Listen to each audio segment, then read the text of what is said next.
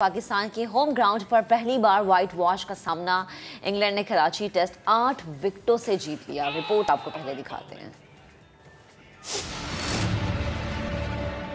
Pakistan cricket की सुनहरी तारीख का तारीख दिन 67 साल की तारीख में जो बदनुमा दाग कभी ना लगा था वो बाबर 11 ने लगा दिया। पाकिस्तान ने होम ग्राउंड पर पहली सीरीज 1955 में खेली। अगले 67 बरस तक कोई टीम शाहीनों को उनके मैदानों में व्हाइट वॉश ना कर सकी, लेकिन इंग्लैंड की टीम 16 साल के बाद पाकिस्तान आई और तारीख रकम कर गई। 167 रन के ताकुब में चौथे दिन इंग्लैंड को सिर्फ 55 रन दरकार थे। बेन स्टोक्स और बेन डकेट ने कराची टेस्ट को 8 विकेटों से इंग्लैंड के नाम कर दिया। बेन डकेट ने 82 जबकि बेन स्टोक्स ने 35 रन बनाए। मैच की पहली इनिंग्स में सेंचुरी और सीरीज में 468 रन बनाने पर हैरी ब्रूक मैच और सीरीज के बेहतरीन खिलाड़ी करार पाए। रिपोर्ट हमने आपको दिखाई। इसी पर बात करने के लिए अब्दुल माजिद भट्टी साहब सीनियर स्पोर्ट्स एनालिस्ट हमें ज्वाइन कर चुके हैं। भट्टी साहब बेहद शुक्रिया वक्त देने के लिए। भट्टी साहब, हम अपनी स्ट्रेटेजी क्यों नहीं तब्दील करते, हम अपना माइंडसेट क्यों नहीं तब्दील करते?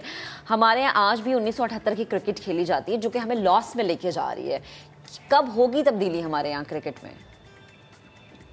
देखिए महक, 2018 में जब पाकिस्तान के क्रिकेटिंग ग्रेट इमरान खान इस मुल्क के वजीर आजम थे तो उस वक्त पाकिस्तान में एक नया क्रिकेट निज़ाम लाया गया था जिसके बारे में कहा गया था कि अब हम ऑस्ट्रेलियन सिस्टम को पाकिस्तानी सिस्टम में कन्वर्ट कर रहे हैं।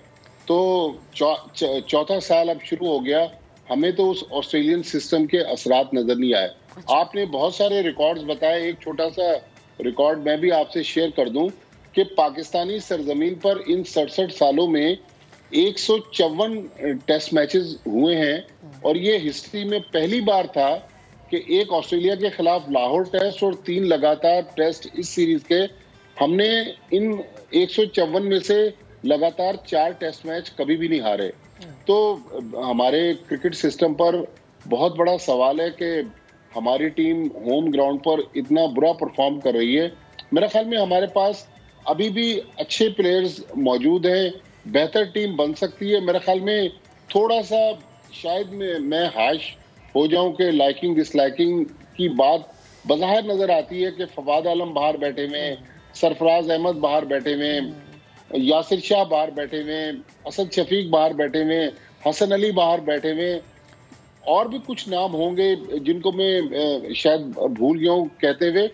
फिर देखें, शादाब खान आज भी पाकिस्तान के बहुत सारे लेग स्पिनर से बेहतर है, लेकिन मसला ये कि शादाब खान इस वक्त ऑस्ट्रेलिया में बिग बैश क्रिकेट खेल रहे हैं। बड़े प्लेयर्स अब टेस्ट क्रिकेट की तरफ आना नहीं चाहते, वो 3-4 घंटे वाली क्रिकेट खेलते हैं जिसमें पैसा ज्यादा है। टेस्ट क्रिकेट की तरफ बहुत कम प्लेयर्स आना चाहते हैं। तो क्रिकेट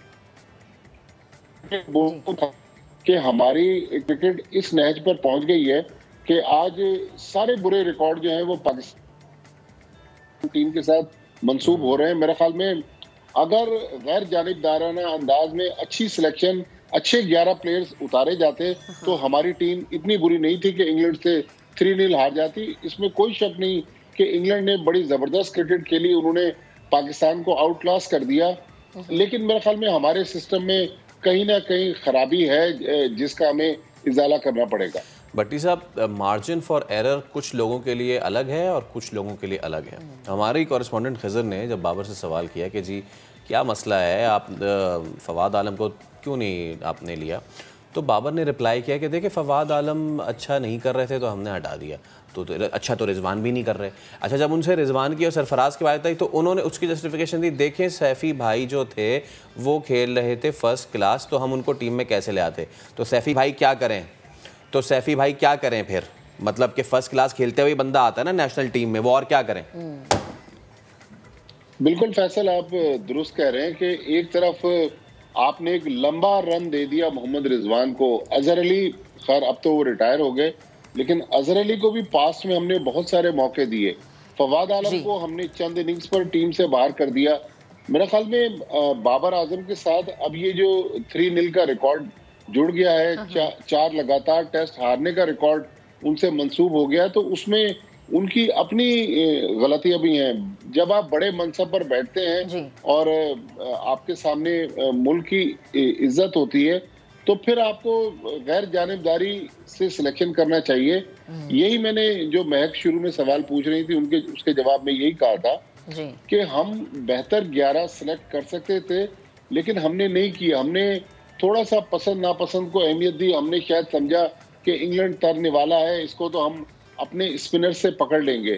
तो मेरा ख्याल में थोड़ा सा सिलेक्शन में जो हमें झोल नजर आया, बल्कि मैंने जो टीम से रिलेटेड लोग हैं उनसे कॉरिडोर में ये बातें सुनी है कि बाबर आजम इस वक्त फैसला साजी में आगे चल रहे हैं। तो अगर बाबर आजम पीसीबी से लड़कर फैसले करवा रहे हैं, तो अब अकाउंटेबिलिटी भी बाबर आजम की होनी चाहिए।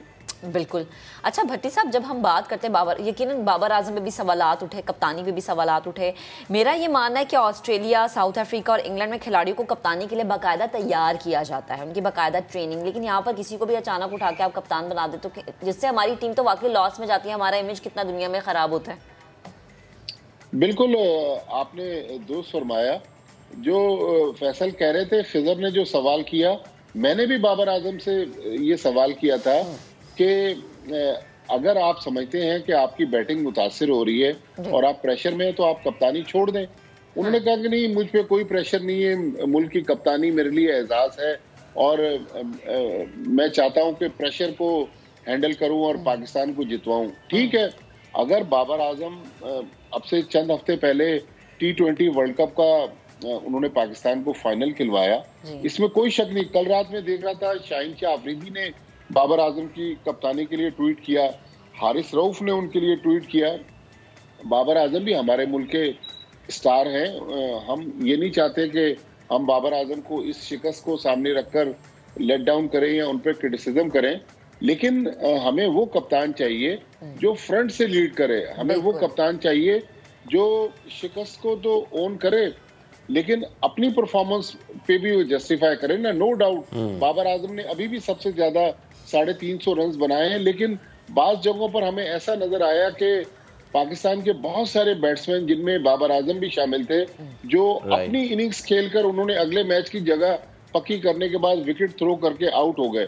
तो इस चीज को हमें सामने रखना होगा। अच्छा, जो हमने भट्टी साहब, व्हाट्स गॉन इट्स गॉन। अब ये बताएं कि क्या न्यूजीलैंड की सीरीज में कोई चेंजेस खास तौर पर रिजवान को करना चाहिए? हमें देखें, बिल्कुल करना चाहिए। मैं कहता हूं कि मोहम्मद रिजवान भी हमारे मुल्क के सितारे हैं। हम उनकी जो पास्ट परफॉर्मेंसेज हैं उनको इग्नोर नहीं कर सकते।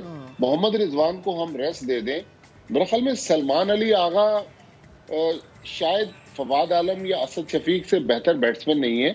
सलमान अली आगा को भी साथ रखें, लेकिन इन प्लेयर्स की तरफ देखें। फिर हसन अली को मेरा ख्याल है कि मोहम्मद अली से तो खैर हसन अली बहुत बेहतर बॉलर है। फहीम अशरफ ने भी वक्त की कमी है, बट आपका पॉइंट सो मच। तो अब देखते हैं कि क्या चेंजेस होती है नहीं।